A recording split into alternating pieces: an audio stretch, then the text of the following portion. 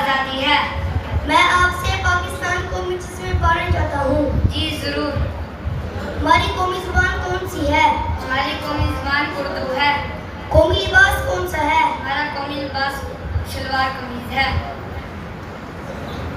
कौमी खेल कौन सा है? हमारा कौमी खेल है हॉकी।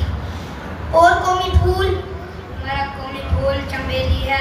अच्छा, कौमी दरख्त का नाम बताओ। हमारा कौमी दरख्त देवदार है। कौमी परिंदा? हमारा कौमी परिंदा है चकोर। और कौमी जानवर? हमारा कौमी जानवर है जानवर मारखोर। और कौमी फल? हमारा कौमी फल है आम। कोई मशरूब क्या है? गन्ने का रस। कौमी नारा क्या है? ला इलाहा इल्लल्लाह।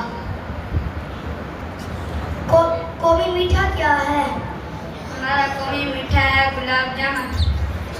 कौमी फसल के नाम बताओ। कौमी फसल गन्ना।